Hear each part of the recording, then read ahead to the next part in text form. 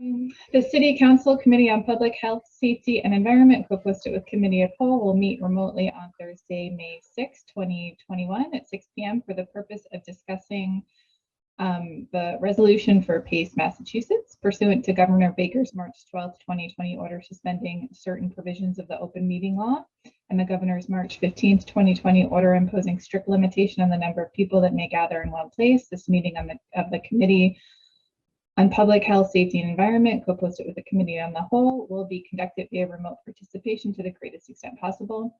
Specific information and the general guidelines for remote participation by members of the public and/or parties with the right and/or requirement to attend this meeting can be found on the city's website at www.salem.com. No in-person attendance of members of the public will be permitted, but every effort will be made to ensure that the public can adequately access the proceedings in real time via technological means.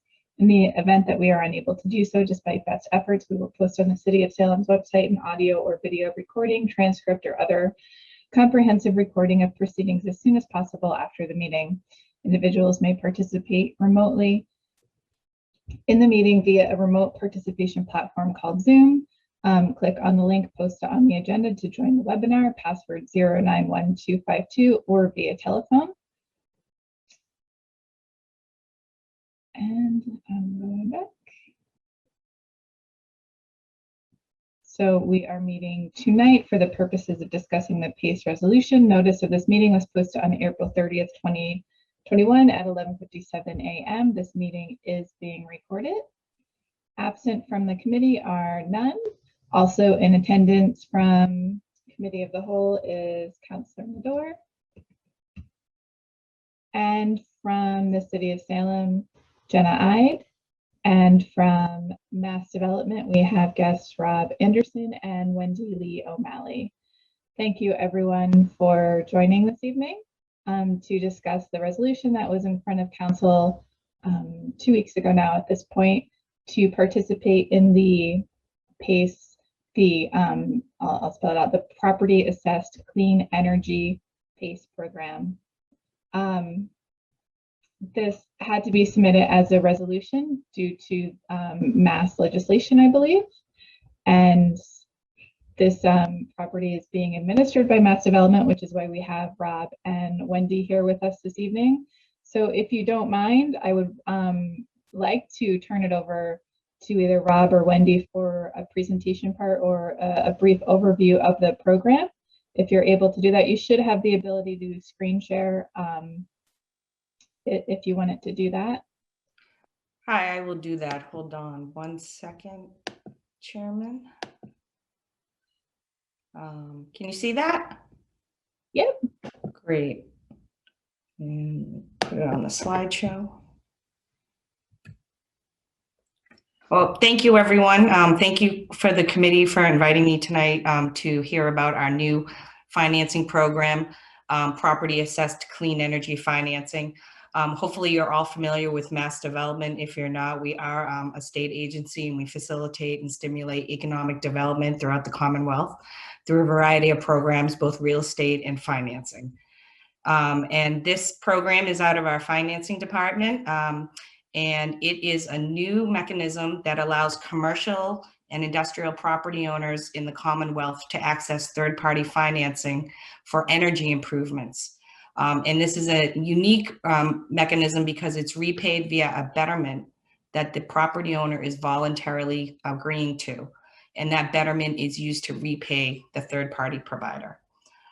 It has benefits not just to the property owner who is accessing the financing, but also the community in which that property is located, because it improves the property on an energy basis, which we all know has other benefits then which transcend into the community, including hopefully aligning with cleaner energy policies that a municipality might have, job creation goals, attracting or retaining new or existing businesses, and other environmental benefits that they may be seeking with energy reduction. Property owners like this because it really doesn't add new debt to their balance sheet the way a direct loan would, which is what the alternative financing is that usually property owners are considering when they're trying to make energy efficiency and renewable energy improvements. Because it is longer term financing, up to 20 years, it has a benefit in terms of allowing a property owner to consider more comprehensive improvements, not just the quicker payback measures that are usually considered in alternative scenarios.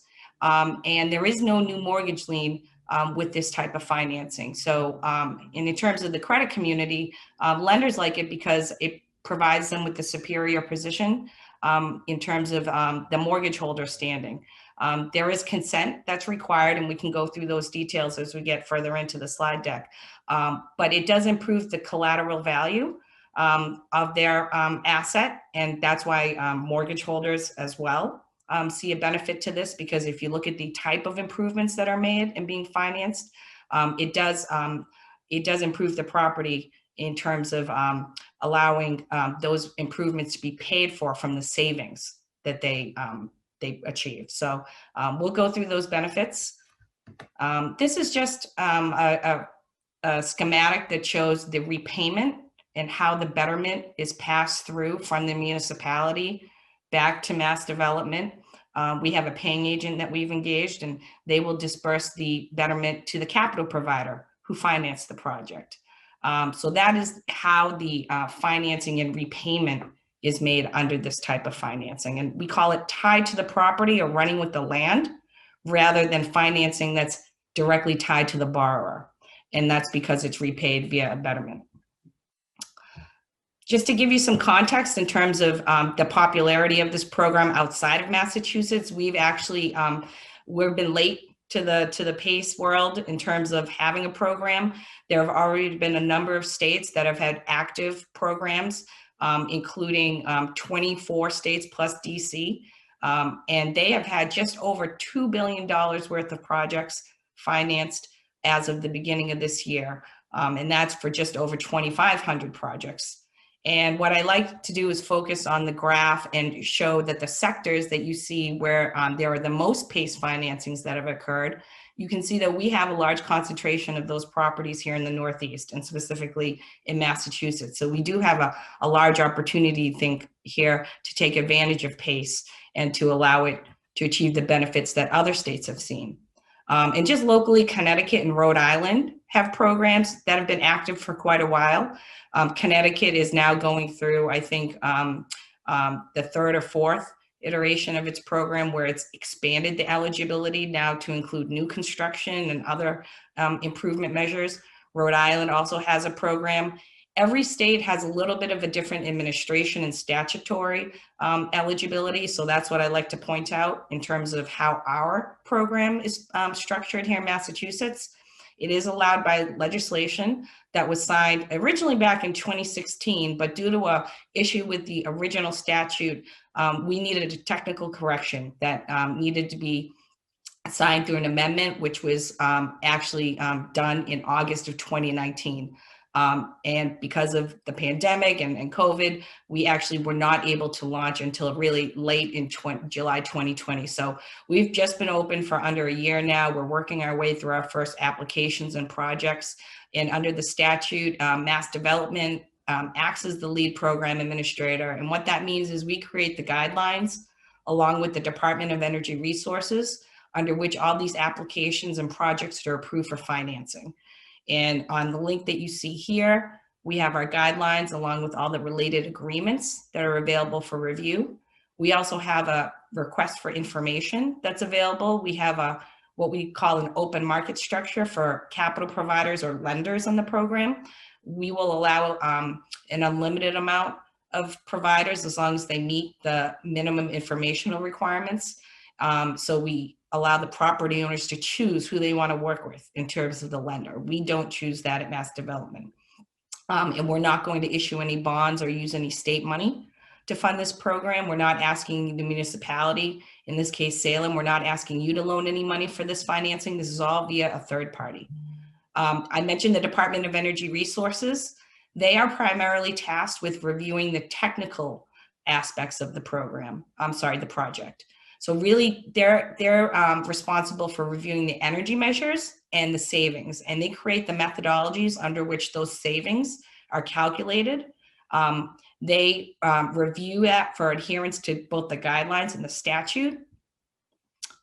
And what we do is we look to make sure that the eligible property meets all the other guidelines. So I mentioned it's for commercial and industrial properties, but under that definition, under PACE at least, we do have a little bit more of what you would think outside of C&I, where we do have a residential eligibility for multifamily 5 units or more. So that's a nice aspect of this program. If it was for 4 units or less, that would need to be enabled under a different statute for residential PACE. So you just want to make this clear. This is for existing buildings only and for commercial PACE, not residential PACE, which would need to be done under a separate authorization. And these are for energy improvements, which we classify generally into 2 categories, energy efficiency and renewable energy, which hopefully you're familiar with some of these improvements that I've listed here as examples. But what's nice about this program is you can also add the related items that are usually necessary to install the energy improvements. So most popular and well-known solar panels, if you're usually approached for a solar panel installation, they might tell you you need a new roof in order for that to make sense and for those panels to be installed. And usually the roof is the higher cost item, the difficult to finance item. Solar panels have funding, but the roofs don't usually. And that's what comes out of pocket from our owner. And that's usually what stops the project, because those funds are difficult to come up with. So under the 20-year financing and the paid for savings scenario requirement that I mentioned, that's where this becomes particularly appealing. So a property owner can combine something like doors, windows, insulation, lighting, new boiler, an HVAC upgrade with maybe a chiller replacement, or they can do solar panels and a new roof and fund that under PACE. And I just have a few quick examples to show you in terms of where, how this could maybe be applied in your municipality or in the Commonwealth. Here, it's a commercial office building that was looking to modernize and upgrade their energy systems. So they did some lighting upgrades, a new boiler, building controls, window tinting, a 20-year financing, just over $1 million in cost, financed through PACE, through all the savings that were identified from those improvements. Here's a scenario where we have multifamily housing, which again needs an upgrade in terms of the lighting and heating and cooling systems and didn't have the funds.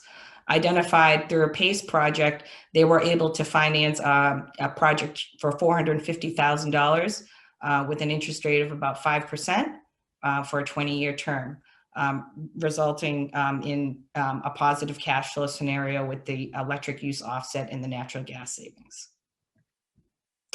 And one other nice aspect of this program is because we know we were delayed in rolling out the program and the statute was originally passed in 2016, we're allowing a retro consideration in terms of owners who had funded improvements outside of PACE previously when times were better, and maybe now want to use that capital or those funds to fund other things with their business or property. So here, it's what people like to refer to as a refinance opportunity, where they took the funds and are accessing the funds that were used for a solar project previously, and now are using that under rolling it into a PACE financing.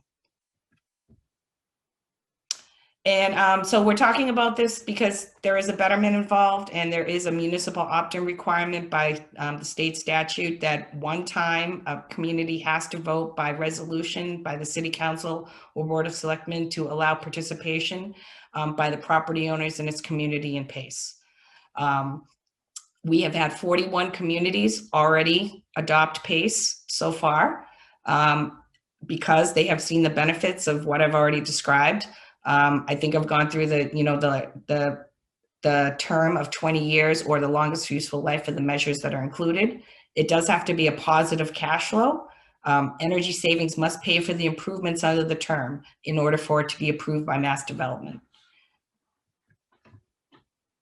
And I said this is financing that's tied to the land. So under this, that assessment is secured by a lien that we ask to be placed by the municipality at closing on the property, and then assign that lien to mass development.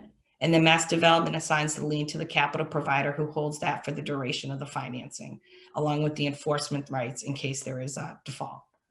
The lien for the PACE becomes senior to any mortgage holder lien with consent, but never becomes senior to any municipal lien. The municipality always remains first and senior with regards to its position. It's only that the PACE lien becomes senior to a mortgage lien if consent is granted. And why a mortgage holder would consent to a PACE financing is because the assessment cannot be accelerated upon default. And what that means for those of you who are not in the financing world, it means if a property owner doesn't pay the PACE assessment, it's only the PACE assessment that was billed and not collected for that cycle. That is what the PACE lender, the PACE capital provider, will move to collect and enforce under a default scenario, which is really what everybody's looking for in terms of, what is the worst case scenario that could happen? How does that play out? That's why PACE is beneficial, because that assessment cannot be accelerated. The remaining PACE obligation, the assessment that was not billed, is tied to the property and runs with the land, is automatically transferred to new ownership whenever that situation resolved. Regardless of if there's a default or not a default, the PACE assessment and the PACE lien would automatically transfer to a new ownership if the property were sold. Why does that make sense? Because if you think about the annual savings paying for the improvements over time, and that's being redirected towards the betterment repayment, that's where it makes sense that the PACE assessment and the lien travel to the owner until the financing has been satisfied. We are targeting a minimum amount of $250,000 or higher for this financing. So really, we're probably looking at 1, 2, 3 financings a year in the city of Salem. We're not looking at, a huge amount of properties coming to apply, because, there is a certain amount of energy usage you would probably have to pay in order to qualify for these financings. There is no maximum cost, but you always have to meet that positive savings requirement. And there is the list here of the municipalities that have already opted in. Most recently, we've had the Chicopee, North Andover, Norwood opt in, but you can see we've had some of the larger municipalities already opt in, including Boston, Somerville, Springfield, Gloucester. And we've just been really trying to work our way around the Commonwealth, as this is a new program, educate the municipalities about this opportunity. We've had property owners already express interest in using this financing. So in some ways, some of these municipalities were targeted or were worked with first because property owners have projects in those communities and wanted to use that financing or our financing when it became available as soon as we rolled out. But we're now trying to work our way through the rest of the communities throughout the Commonwealth to make other property owners know that this is available. And then just last, this is a flow chart in terms of a commercial PACE transaction and the agreements or the actions that need to be undertaken in a PACE closing. And what you would focus on is the municipality and Mass Development. There is an agreement that we've drafted, a form agreement that would be signed by the municipality. That's in our guidelines. That lays out the details of the billing, assessment, and collection for each project. We have a form agreement that would be signed one time by the municipality. And then there are subsequent exhibits that are attached to the form agreement for every financing. And so that is the process that we work with every municipality with after they've voted to opt in. We set up how to bill and collect the assessment and start working on the draft agreements in terms of getting that executed ahead of a project, so that once that project comes, we can then, work towards the closing in an efficient manner with the form documents that you've already reviewed. And that is my information. I do work out of the Boston office in Mass Development, but I cover the Commonwealth. My colleague, Rob Anderson, is also on the meeting here. He covers the North region in business development and talks directly with property owners about Mass Development programs and financing. And he is the one who usually is talking directly with property owners who have interest. So if you have any questions about that end of it, he's here to answer anything related to that. I'm on the program administration side. I work with the DOER and administer the guidelines. So if there's any questions related to that, I'm happy to take any questions at all related to the program at this time from the committee. Thank you for listening. Thank you, Wendy. Appreciate that. I do want to note quickly that the mayor has joined us. Do we have any questions for Wendy from the committee? Councilor Dominguez? Thank you, Mayor, and Wendy and Rob. Thank you for the great presentation. I think this is a great program that will bring some alleviation for some of the business owner. But my question is regarding, you have any business or anyone who turn out the programs, and there is any reason why, if you in your own experience, anyone haven't said no to that, or what is the challenge that you're facing when you propose this program to businesses? What are their reactions? How they respond? It's basically my question. We've had actually a really favorable response. Frankly, people were really coming to us saying, when are you going to open the program? And we've had property owners who have expressed interest since the statute was passed. So really what we're trying to do is just keep up with the demand in terms of working our way through the municipality setups and the business owners developing the project. So I think that's probably, the biggest obstacle is a business owner does need to determine what the energy savings are from the improvements. They need to engage an entity to do that for them. And then they need to submit under the guidelines that we have. So it isn't like, I'll call it the mass save programs for residential customers where it's a direct loan. This is a little more complex in terms of a betterment and a lien is involved, and there are guidelines and statutory requirements, but the owners have seen, because of the unique structure, that they think that this is worth going through this process to participate. And we have our first applications going through the review process now. So I think that hopefully shows that this has a benefit and the property owners want it. Thank you. Let me have another follow-up question, if I may. You say you have 41 cities and towns already in the program. Can you specify which one of those are on the top list, or you hike as a potential customer that you have in those cities and towns? The one near to us that we can relate to, that we can see, okay, this program is very close to. I mean, this city is very close to who we are here in Salem. Sure. Well, I have the public list of who's opted in. I hesitate without permission to publicly disclose which municipalities we're starting that process with, just because I haven't received permission and we haven't closed a transaction yet. But what I can tell you is that I think from that list that you see, there are a number of communities like Salem in size and makeup in terms of the properties. And I do think, based on the conversations we've had with staff, that there isn't going to be an issue with implementing the PACE program in your municipality based on the initial discussions. Thank you. Thank you. Any other questions from the committee? Councilor Dibble? Thank you, Madam Chair. This is just, it almost seems too good to be true across the board. I was one of the first houses in Salem to have solar panels on my roof 15 years ago now, mini split units. And when you first threw out the numbers, my jaw dropped. The average project was $808,000 in using your math. That is huge numbers. I'm wondering, what is the interest rate on this for the businesses? Where is the downside, if any? What is the cost to the city of Salem in this? Is it staffing? Is there any cost at all?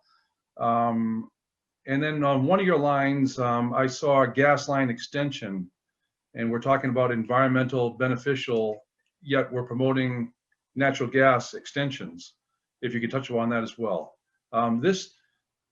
If all of this is so true, and I believe it is, this is absolutely a wonderful program. It's something that I can easily support. So can you touch upon any downside at all in this, the cost of the city, staffing for the city, what the interest rate is for the businesses, and that gas line extension that I saw? Outside of that, I loved everything I saw. Sure. Let me try to remember them all. So the examples were actually not intended to show an average project amount, just to show you examples of what could be done. I can actually say probably the project amounts are much higher that we've seen in closed financings outside of Massachusetts. But in terms of the interest rate, the lender and the property owner determine that directly together. So that is negotiated between the property owner and lender. It's competitive with the market. It's usually on par or better than what the property owner would receive alternatively outside of financing for those improvements, because the PACE program does have a review and guidelines and statutory requirements. That's where lenders do like that there is another entity that is overlooking this financing in this project, rather than just someone approaching a business owner with a proposal that seems good, but there's no one else looking at it and vetting it.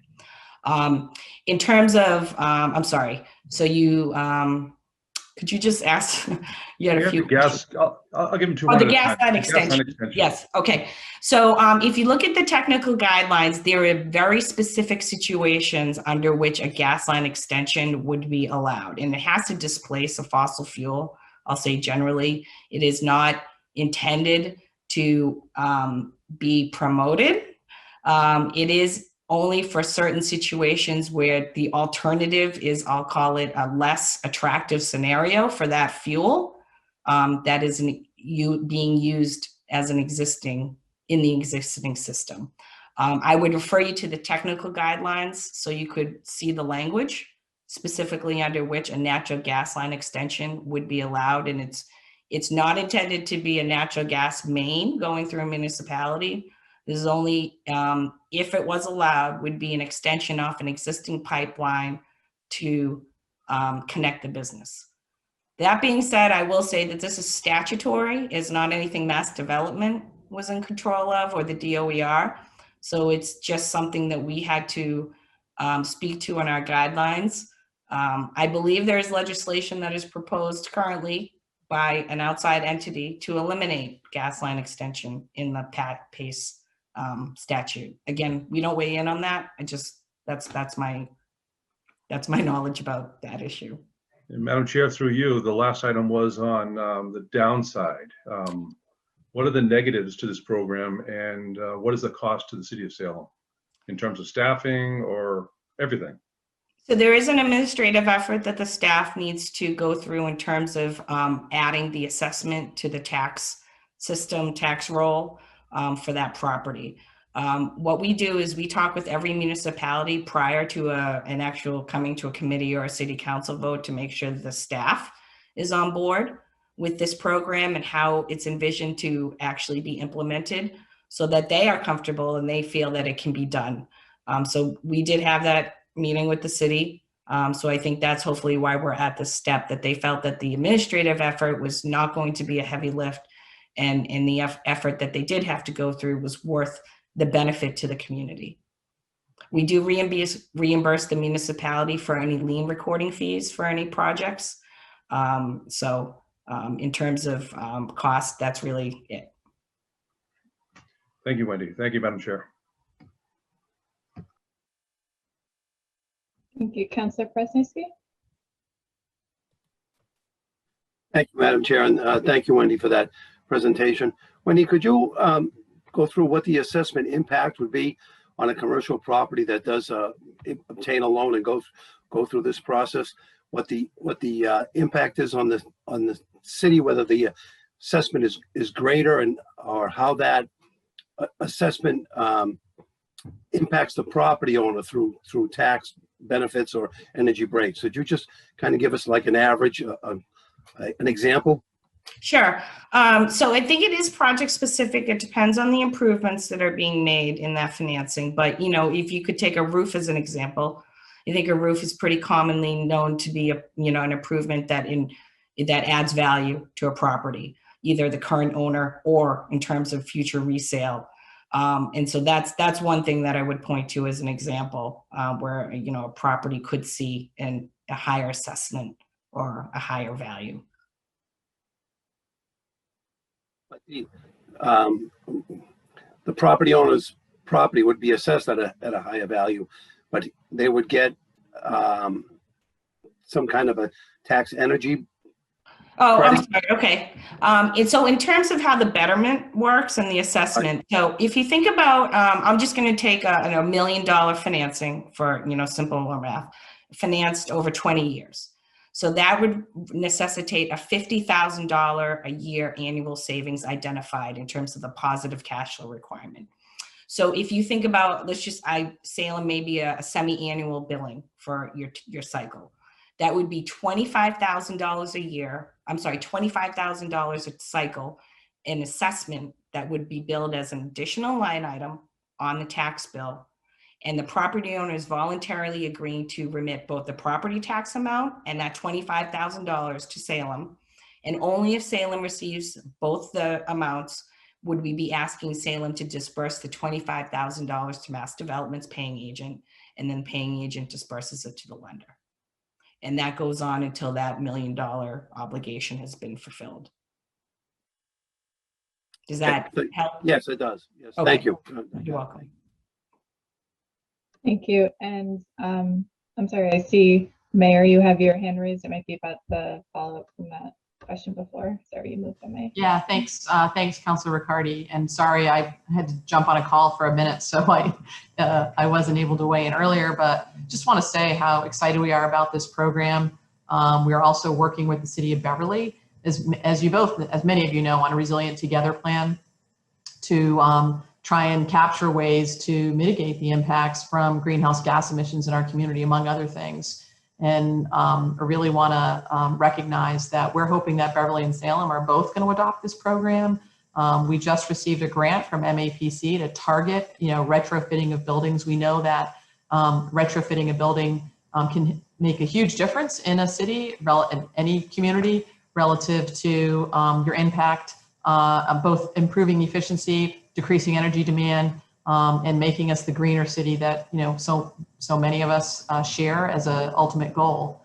Buildings consume a significant amount of energy within Salem. So this program, the PACE program, and the grant from MAPC, a joint grant to Salem and Beverly to target and do outreach to the community about the benefits of retrofitting and developing more energy efficient systems, really are going to dovetail nicely. In terms of the staff impact, I tend to look at this as almost like a TIF or an age dip, right? When there are projects that come up, there'll be interaction with the assessor's office, obviously the projections that need to occur as a project closes, but it certainly isn't, an impact that we wouldn't want to take on as a way to, help our community. So we're fully supportive of it. We don't see any downside and think it's a necessary tool if we're serious about tackling climate change. And we'll dovetail with some of the existing programs as we wrap up Resilient Together and now have some funding to actually do targeted outreach. This program will be at the top of the list for our commercial building owners. Thank you. Jenna, did you want to speak too? Is that your hand? Yeah, I'm waving. There, most of it, but I did, sorry. I did want to just mention that I actually have had a couple of inquiries already of whether or not we have a program in place, and been at a couple of meetings where people have mentioned it. So I do think there is interest. A lot of developers are familiar with it, I guess, and so they are looking for it. And they do use this as part of a sort of piece of a puzzle many times with their, and so I think when we're looking for, a property owner to sort of, when they're doing a major improvement to their facility, this may be one of the pieces of the puzzle that they put in to their redevelopment or to the project to assist them in really reaching those higher levels of efficiency. So there's definitely interest, and I think we will, if we approve this, I think with this grant, we can really generate more interest. And it's an opt-in program, so I think it's really, it's great. great way to help these developers. And it's also good to note that many of these improvements also have a lot of tax advantages and other grants. So once again, sort of all those pieces, putting those together, this can really help our business owners, put together something for their property that works for them. Excellent, thanks. It's exciting to hear that there's already been inquiries on it. Any other comments from the committee? Questions? If not, oh, sorry, Councilor Marcello. Thank you, Madam Chair. What kind of outreach is done with businesses once this program is in place in the community? Who takes care of that? Hi, so Rob Anderson, who's on my colleague, he handles most of the outreach. I'll let him speak. Yeah, I was going to say it's joint. The one thing that I think is important to know is that there are lots of companies out there that have, from a philosophical standpoint, made a commitment to being more green. And the opportunity for property owners to make these investments in their properties can actually help from a business recruitment standpoint. And so when we're out there talking with the property owners or the businesses, the opportunity to find financing means to invest in those properties is a great economic development tool. So to a certain extent, what we do at Mass Development is market the communities and the programs that we have and follow the lead of Salem in this case. If Salem wants to shout it from the mountaintop, we will be right there with you. If it's a little bit more low-key, slower rollout, we will follow the lead and be the partner in the program. So I think it's a great economic development tool, a great way to commit to green energy, and being a partner in it, we can actually kind of work at the speed in which the city wants.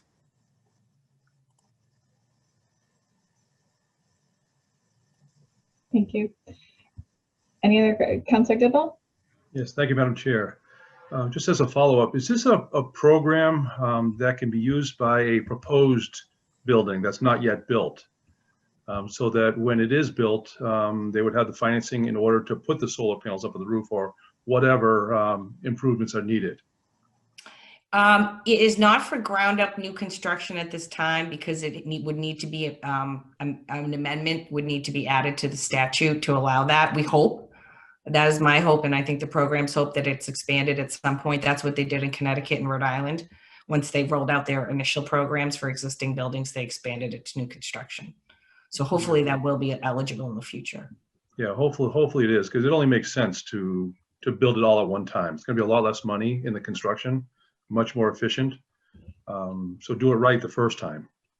Yes, I think the question with that is just the baseline calculations for new buildings, and there's still a little bit of discussion about what's the best way to do that. In the existing building world, there's a lot more research and modeling that has been done. And with new construction, that's still evolving. So I think now that we have programs that have already adopted it, we are in a position, hopefully once the statute allows it, to allow that. Is anybody working on that to change the statute?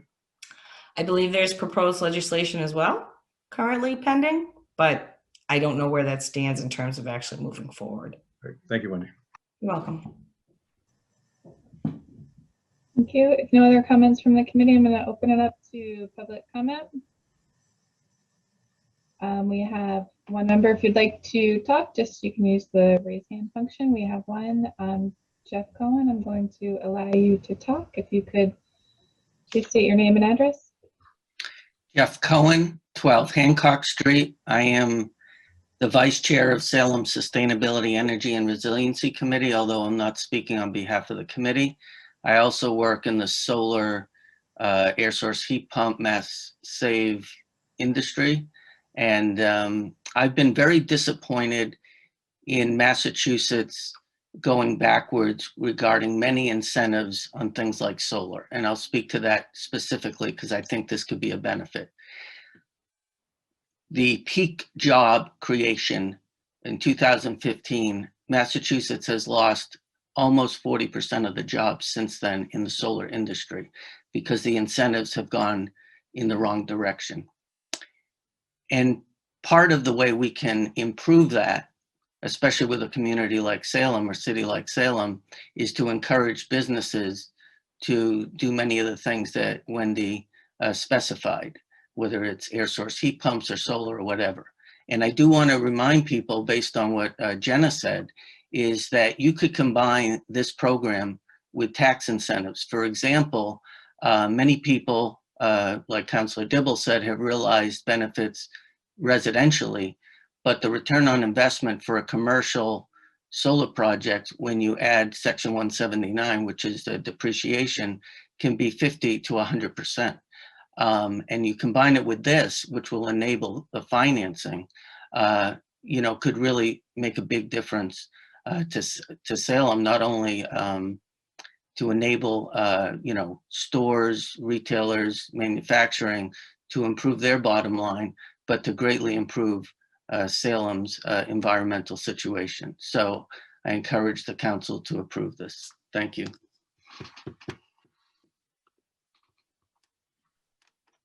Thank you, Jeff. If anyone else from the public would like to speak, just use your raise hand function. If not, I will move it back to the committee. Any more discussion? If no more discussion, I guess I'll ask and see if there are any motions. Councilor Dibble?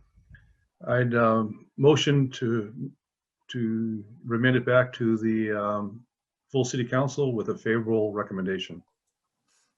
Second.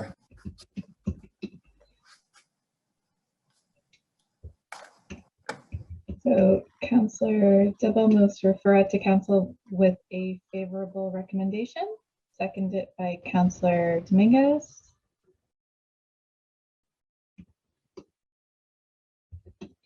And I will do roll call.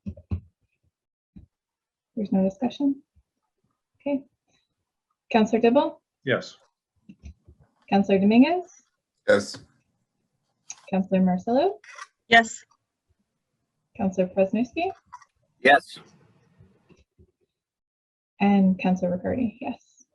With that, it passes 5-0. It'll be referred out to council with a favorable recommendation at our meeting on the 13th. Excellent. Councilor Dibble? Motion to adjourn. Thank you. Okay, thank you, everyone. Thank you, Wendy and Rob, for joining us, and Jenna and Mayor. Appreciate it. Definitely learned some bits tonight, and looking forward to this program. Thank you, counselors. Thank you.